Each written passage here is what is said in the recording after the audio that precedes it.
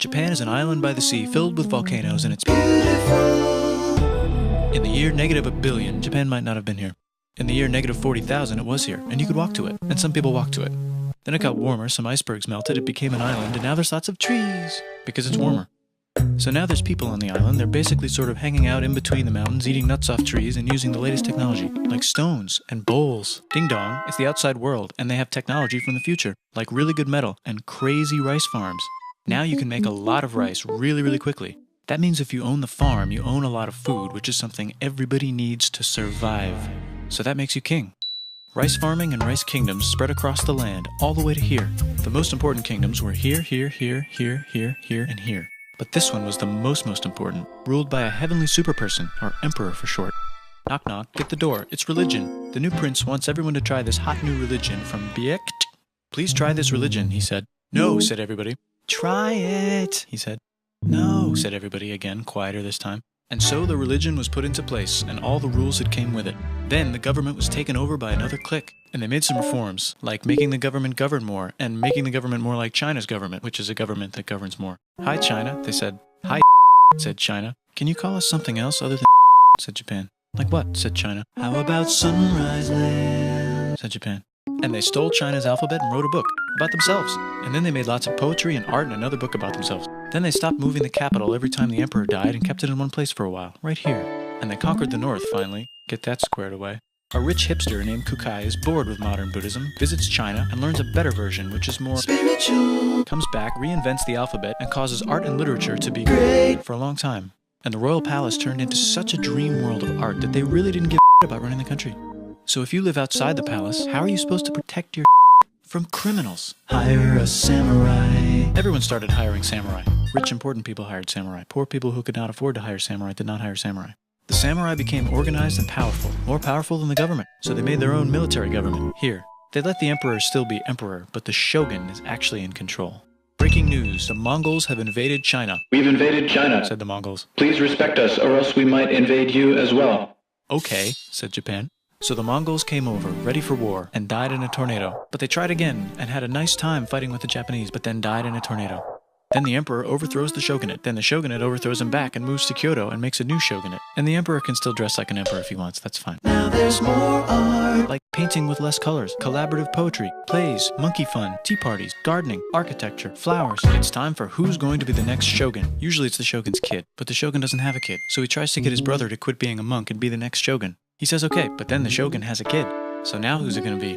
Vote now on your phones. And everyone voted so hard that the palace caught on fire and burned down. The shogun actually didn't care. He was off somewhere doing poetry. And the whole country broke into pieces. Everyone is fighting with each other for local power, and it's anybody's game. Knock knock, it's Europe. No, they're not here to take over. They just want to sell some like clocks and guns and Jesus. So that's cool, but everyone's still fighting each other for control, now with guns. And wouldn't it be nice to control the capital, which right now is puppets with no one controlling them? This clan is ready to make a run for it, but first they have to trample this smaller clan, which is in the way. Surprise, the smaller clan wins, and the leader of that clan steals the idea of invading the capital and invades the capital, and it goes very well. He's about halfway through conquering Japan when someone who works for him kills him, and then someone else who works for him kills them, and that guy finishes conquering Japan.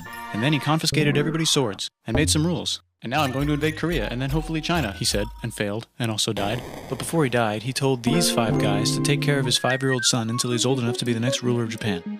And the 5 guys said, yeah, right, it's not going to be this kid, it's going to be one of us, because we're grown-ups. And it's probably going to be this guy, who happens to be way more rich and powerful than the others.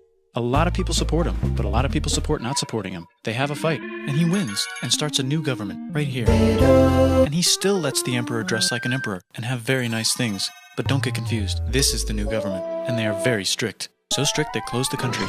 No one can leave, and no one can come in. Except for the Dutch, if they want to buy and sell, but they have to do it right here.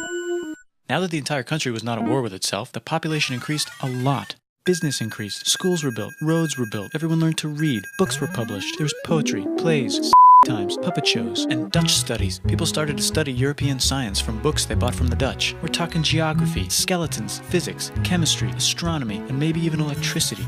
Over time, the economic and cultural prosperity began to gradually slow down. Knock knock.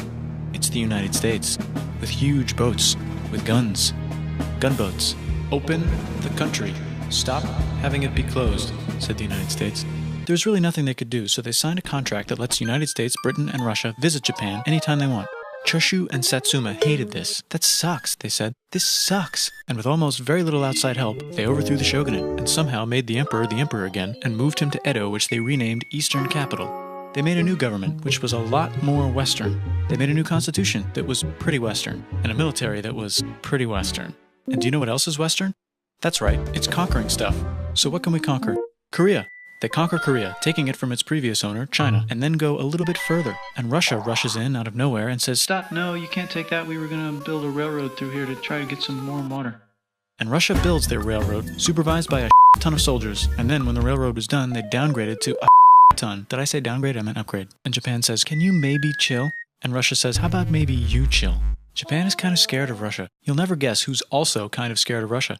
Great Britain. So Japan and Great Britain make an alliance together so they can be a little less scared of Russia. Feeling confident, Japan goes to war against Russia, just for a moment, and then they both get tired and stop. It's time for World War I. The world is about to have a war, because it's the 1900s and weapons are getting crazy, and all these empires are excited to try them out on each other. Meanwhile, Japan has been enjoying conquering stuff and wants more. And the next thing on their list is this part of China and lots of tiny islands. All that stuff belongs to Germany, which just had war declared on it by Britain because Britain was friends with Belgium, which was being trespassed by Germany in order to get to France to kick France's because France is friends with Russia, who was getting ready to kick Austria's because Austria was getting ready to kick Serbia's because someone from Serbia shot the leader of Austria's or actually shot him in the head.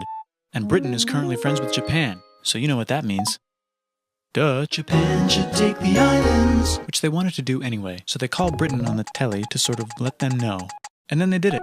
And they also helped Britain a little here and there with some errands and stuff. Now the war is over, and congratulations, Japan, you technically fought in the war, which means you get to sit at the negotiating table with the big dudes, where they decided who owns what. And yes, Japan gets to keep all that they stole from Germany. You also get to join the post-war mega alliance, the League of Nations, whose mission statement is to try not to take over the world. The Great Depression is bad, and Japan's economy is now crappy, but the military is doing just fine, and it invades Manchuria. And the League of Nations is like, "No, don't do that. If you're in the League of Nations, you're not supposed to take over the world." And Japan said, "How about I do anyway?" And Japan invaded more and more and more and more of China, and was planning to invade the entire East. You've got mail. It's from Germany, the new leader of Germany. He has a cool mustache, and he's trying to take over the world and needs friends. This also got forwarded to Italy. They all decided to be friends because they had so much in common. It's time for World War II. Germany is invading the neighbors. Then they invade the neighbors' neighbors. Then the neighbors' neighbors' neighbors, who happened to be Britain, said, "Holy." And the United States started helping Britain because they are good friends, and started not helping Japan because they're friends and our friends are not friends. Plus they're planning on invading the entire ocean. The United States is also working on a large, very huge bomb, bigger than any other bomb, ever, just in case. But they still haven't joined the war. War looks bad on TV, and the United States is really starting to care about their image. But then Japan spits on them in Hawaii and challenges them to war. And they say yes. And then Germany, as a symbol of friendship, declares war on the United States also. So the United States goes to war in Europe, and they help the gang chase Germany back into Germany. And they also start chasing Japan back into Japan. And they haven't used the bomb yet and are curious to see if it works, so they drop it on Japan. They actually drop two.